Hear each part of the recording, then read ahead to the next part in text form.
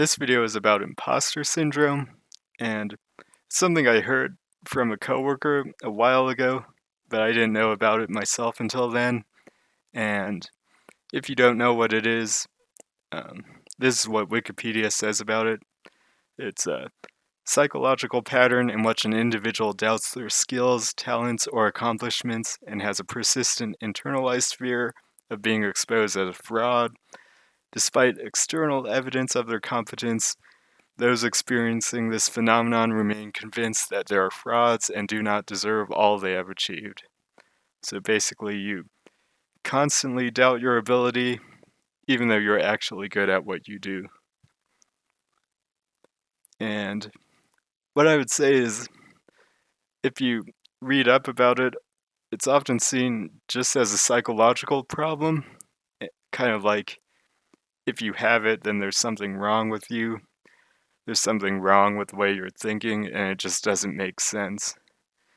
But I think there's more to it, and so let me introduce the Dunning-Kruger effect, which is that people with low ability tend to overestimate their ability.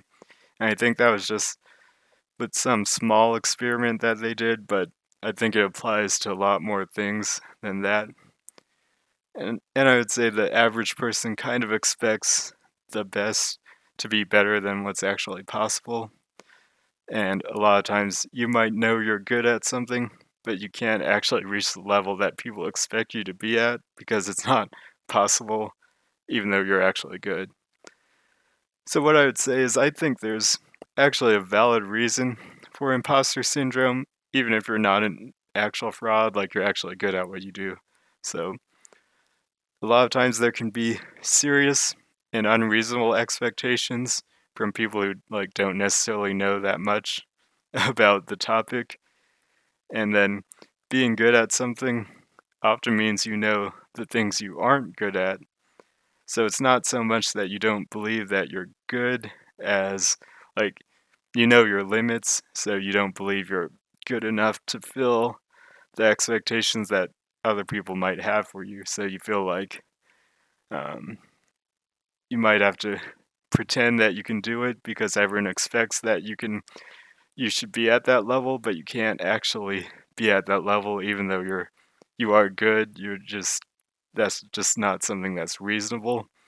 So then that's going to cause you to feel like a fraud, or it's going to cause you to feel like you're hiding something, or like you're not good enough to be to deserve like a certain amount of recognition or stuff like that. So I have some examples to talk about. So this would happen a lot more um, when I was in high school, and a lot of the people I'd meet would be like not competitive gamers or things like that. So if I was good at a game, people would see me being good at it and they'd be like, "Wow, you're really good," and they'd think like, "You must be like the best in the world," or something like that, even if it was something that I wasn't actually that good at. Like I was good at a casual level, but then there's like the low competitive level, then there's like the serious competitive level, then there's like winning small tournaments and winning like local and statewide events, then there's like being the best in your country, and then there's like being the best in the world. And people don't really like if you haven't gone through the experience of like getting competitive and being good at something competitive, a lot of times you don't really know what that means and how hard it is. So you just kind of think like, well, you see someone who's like pretty good and you think they're like really good. Um, and then being good at mahjong is kind of like that because people have a certain expectation of like what you're supposed to be good at if you're good at mahjong. A lot of people who aren't that good think that when you're good, you just kind of like know everyone's hand all the time and you can guess what tiles they need to complete their hand, and then you can like never give them those tiles, and you should like win most of the time when you play because you're good.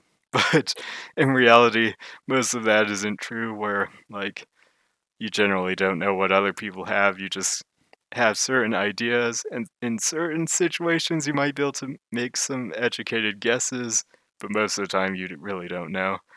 And then, even if you're good, because there's so much variance and random chance, a lot of the times you still lose to like random beginners just because they get lucky and you don't, or things like that.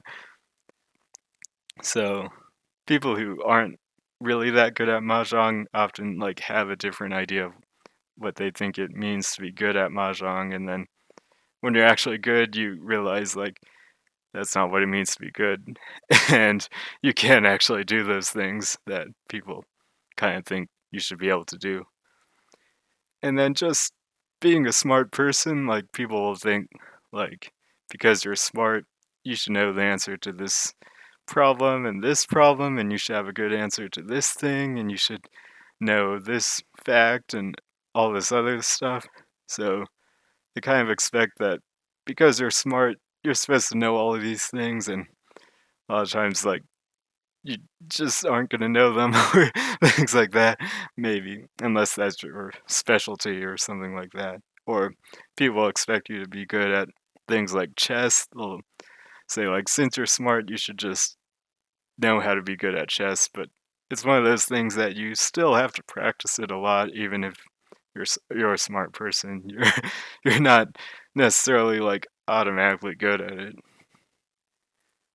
And then some other examples. So anyone who's a computer person probably understands, but like if you're dealing with not computer people, they always kind of expect anything related to a computer, you should just know how to fix it. Like if some software that you've never used isn't working, since it's on the computer, you should know how to fix it because you're a computer person, but that's not really reasonable because like it's like specific software that you've never used before or stuff like that, or like if a printer isn't working or something like that and you're dealing with not computer people who know you're a computer person, they're like, well, you're a computer person, you should know how to fix this problem. But like that's not exactly what it means to be a computer person.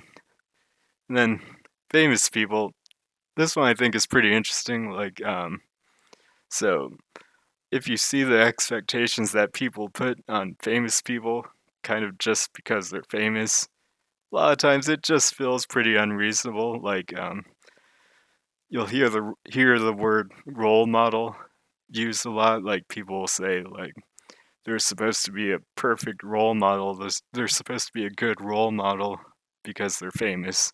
But I mean, I'm not a famous person, so I can't actually say for sure. But I don't think that becoming famous automatically makes you like a better human being or like makes you smarter or anything like that.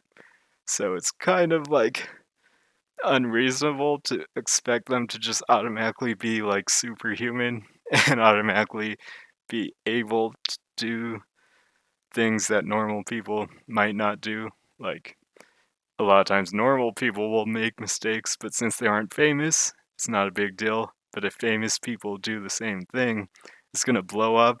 Everyone's going to hear about it and they're going to say they shouldn't act like that because they're supposed to be good role models or something like that. But they're still regular human beings. So if you're a famous person, and you would probably feel a lot of pressure from that if that's something you think about, because people kind of have really high expectations for you just because you're famous, and you're still a regular human being, and you may not be able to meet them if you know and you may know that because you know your own limits. And then just being good at something in general, like people will often expect that you should have all the answers about the thing you're good at.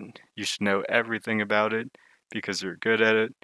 So people will have that expectation, and then you might kind of try and live up to it. Like you might try to say like, yeah, I know this and this and this, and yeah, I have a good answer for all of these things.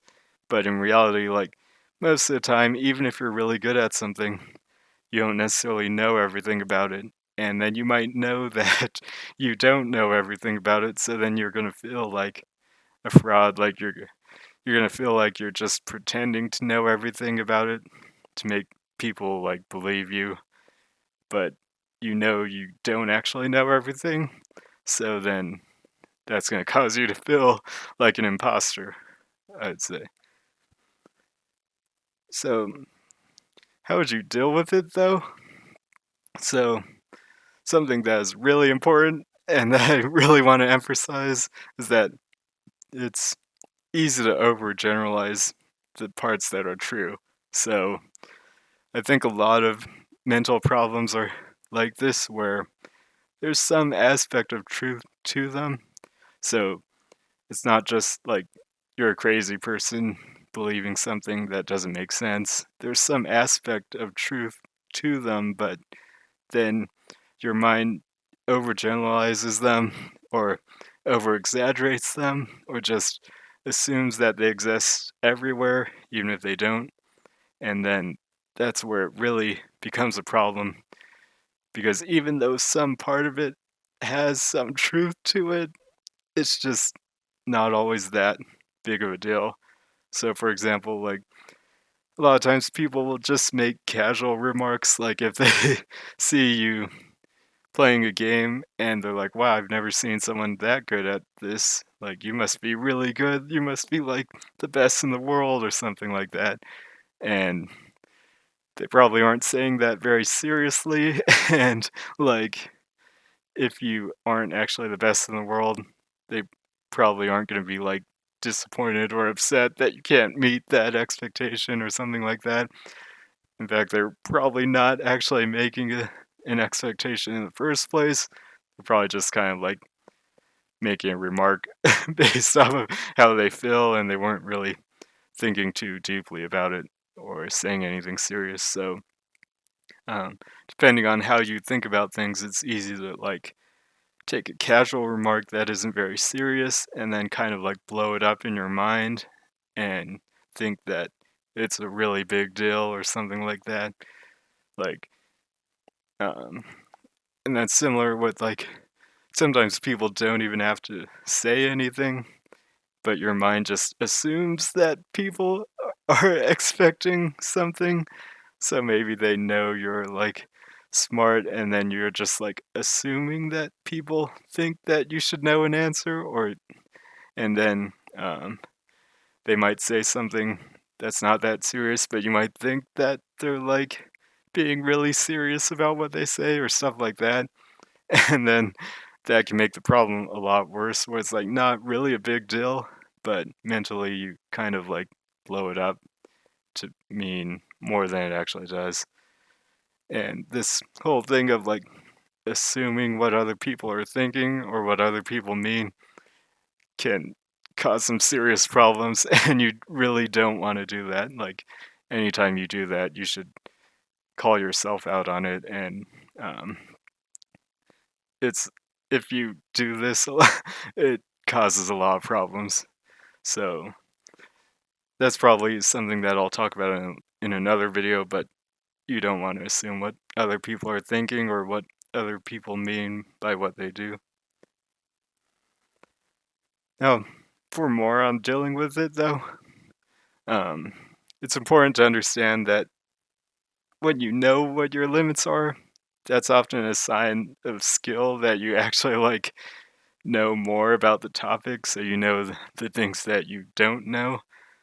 And I think it's good to have confidence in that knowledge. Like you you know that there's things that you don't know, but you also know that you're good at it still anyway, or you have your aspects that you're good at, even though you can't necessarily do certain things. So sometimes if you just like express that well, then like people will be fine with that. Like if people think are looking to you to be good at mahjong and you're like, well, actually I can't do all the things that most people expect.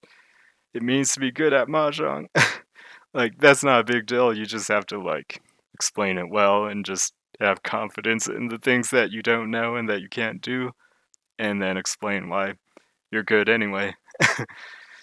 And um, another thing is that you have to understand that even if there might be people who are better than you at something, they still aren't perfect. So if you have a negative mindset about yourself, it's easy to look at other people and only notice the things that they're better than you at. But then it's easy to not realize that you're probably better than them at something else or in other aspects. So you should really understand that like people are really good, still aren't perfect. So another thing that happens is it's easy to like feel like, oh, now I know all these things that I'm bad at, but and since I'm bad at all these things, I'm still not good. But like like I keep saying, the people who are really good are often still not perfect. Like they're still bad in certain ways. So it's not that like being bad at um or having limits makes it so that you're just not good enough.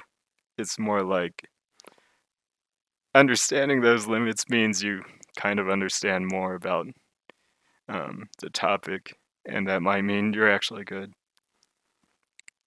And I do think some part of imposter syndrome is still probably valid. So, like, even though a lot of things kind of might sound like they're just saying it's a mental problem and you're just thinking things that don't make sense. I think there are some valid reasons for it, and it makes sense in a lot of ways, but some of it is probably overthinking it or like overgeneralizing it or taking a casual remark out of context and then putting too much pressure on yourself based on something that like might not be very serious. So there are going to be serious situations that come up, like if it happens in a job or in a serious setting like that, then it would be a serious thing. But a lot of times, if it's just something casual, it's not that big of a deal. And then some of it, I think, just comes down to how you think about things in general. So some people will um, see a chance for a positive outcome and they'll be excited for that positive outcome, even if it's just a small chance, so they'll go after that. And some people see a chance of a negative outcome and then they'll be worried about that like negative outcome, even if it's just a small chance. So like people have different ways of looking at things and that'll cause different problems. So overall, I hope that maybe this will help people better understand imposter syndrome. And I think I kind of have it, so so I can say I understand it, but I can't really say I'm completely over it. Like I can't say I completely know how to deal with it myself, but um, hopefully this helps someone else, and it also kind of gives myself some things to think about.